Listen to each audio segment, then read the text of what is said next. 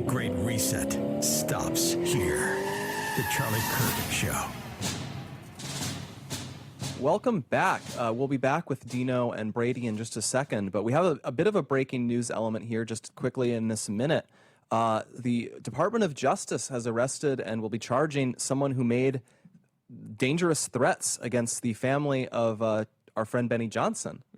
And we don't have time in this segment to play the clip, but we'll probably play that later. But it's he said he hated their views, and he sent a letter to their home saying he wanted them dead. And the DOJ has arrested that person, and I think that's the right move. I think we actions actually have consequences. No, don't even reduce it to actions have consequences, because you can justify anything with that. Specifically, we want to hone in on if you make assassination threats or celebrate assassinations, that is too lethal to the health of our republic, of our democracy, as they like to say, that it can't be tolerated. You have freedom of speech on basically everything else. I mean, Charlie and I said you could burn an American flag if you wanted to, but you cannot tell people that you are going to kill them, and you can't celebrate it when it happens, period. And so we greatly support this. We'll be back with the two chapter leaders in just a second.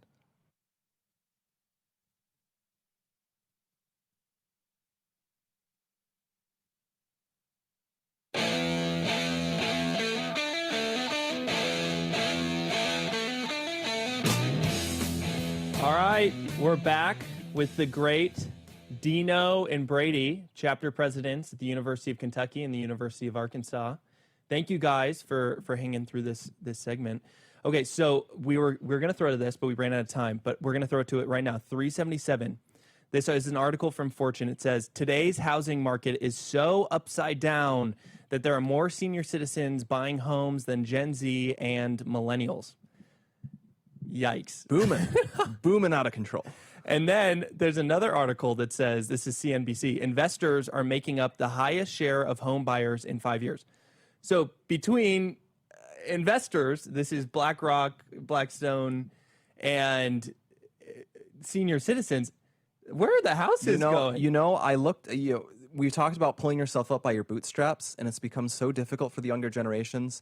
I just had to search what actually is a bootstrap, because it occurred to me I wasn't really sure. It's the little strap from the back of the boot. It turns out that you could attach it to something. Well, let's play clip 147. This is Charlie's own words, and then we're going to get you guys to react to this. What policy do you support to make it easier for young people to buy homes? Get rid of BlackRock purchasing a bunch of homes and renting them back to us. Okay, so like seize their assets? Not seize their assets. Make it illegal that asset managers over $500 billion can't buy single-family homes. Okay, I really agree with that. That's actually that's great. Thank you. Yeah. It's a super simple policy fix. If you have assets under management over $500 billion or $100 billion, you should not be in the single-family home business, period. Okay. And that's artificially boosting housing prices across the country. I believe homeownership is a moral good for all humans. I think it's a very interesting thing that you have to recognize they're not just an investment thing. We're recognizing that it is good for people to own things because it gives them a stake in society. And so, Dino, why don't you react to this? Sure. So when you say that boomers and older are buying all of the houses, we have to keep in mind that if they're not buying them from BlackRock, they're buying them from each other. They're effectively sitting here and trading houses back and forth the same way millennials trade Pokemon cards. And that's not good, because that's going to... I got rid of my Pokemon cards years ago, Dino. I'm just going to say that. Look, I got rid of mine too, because I found that they were a distraction and I had work to do. But it's true. They're just trading them back and forth to one another. Of course, it's going to be impossible, because that's how the prices get artificially boosted. Because they bought a house in 1987 or before that, and it cost them $50,000 cash in hand and a basket of mulberries. And how could we possibly compete when today that same house is what, 500, 600, 700 million dollars? Or not million, excuse me, thousand, but still, it's way out of range for somebody in my generation. Yeah. What about you, Brady?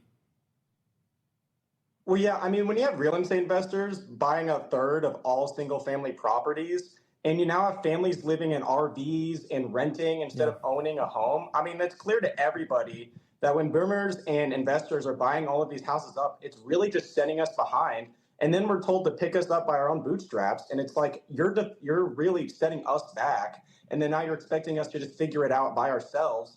And it's really, it just doesn't work like that. And they're really not taking that to consider what really we need and what is our needs. Exactly. Yeah. And one of the themes Charlie was hitting on so much just the last few months, he talked about that choice, Mamdaniism or MAGA. And what drives so much of Mamdaniism is that nihilistic sense of, if I own nothing, if I have nothing, I might as well turn the entire system over, overthrow everything, because maybe I'll get something, and if not, I can tear down the people above me. It's a very resentment-based ideology. And the offset to that is you have to give people a stake in things. You have to give them something they don't want to blow up and throw away.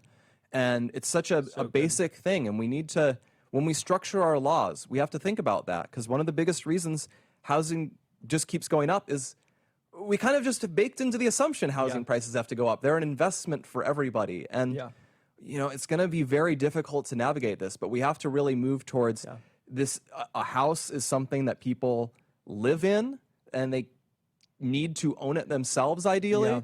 And that is how you'll avoid some sort of gigantic revolution. And I'll just say this, too. There's a moment in that clip we played where the student agrees with Charlie, and he's like, and like kind of smiles. Charlie was so good at that. He was so good at that. And in his Tucker interview, Tucker goes, how do you know these things? And Charlie goes, well, Tucker, half the time I spend 100 hours on campus in the spring and the fall. Half the time I have my mic down and I'm just listening. So this is our challenge to the older people watching this. Put the mic down. Just listen a little bit. Talk to your grandkids about what they're really feeling about these things. Yes. Can they afford things? Put the mic down. Just listen a little bit. Yeah, awesome. Dino, Brady, thank you for coming on, and best of luck continuing to grow your chapters. And we'll be having more chapter heads on in the weeks to come. Yeah, thank you, Dino. Thank you, Brady. AMA in hour 2. Thank you.